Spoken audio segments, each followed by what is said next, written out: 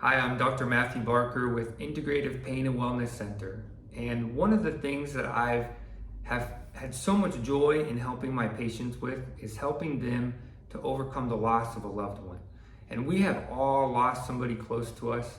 It's part of life. It's part of going through this earth school, is learning how to deal with the loss of a loved one. And it can be so hard. It can last a long time. I've had patients who they lost a loved one 20, 30, even 40 years ago and still haven't been able to overcome that loss in their life. It still is causing them depression and anxiety and grief. And often I have this conversation with my patients who are still struggling to get over the loss of a loved one. And I ask them a couple questions. Do you think that your loved one, your mom, your dad, your child, your spouse would want you to be depressed and sad for any more amount of time than is necessary because they left? No. Do you think that your loved one would think that you loved them any less because you're not crying and depressed every day? Because you're able to smile and enjoy your life? No. In fact, we can better remember and better love our loved ones after we have processed the emotions from their loss.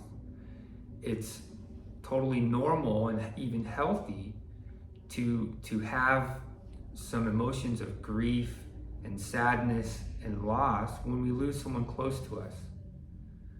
But to hold on to those can cause us severe damage mentally, emotionally.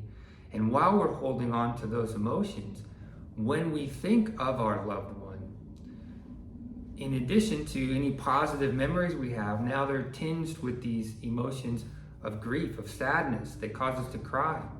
And soon, because that can be so overwhelming, we start to try to avoid thinking of our loved one.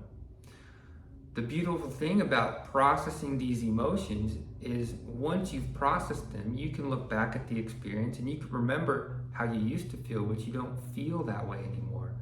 And then you can think of your loved one and you can remember them and you can remember all the good memories and feel all of the love you have for them without it being tinged with the grief and the sadness and the depression.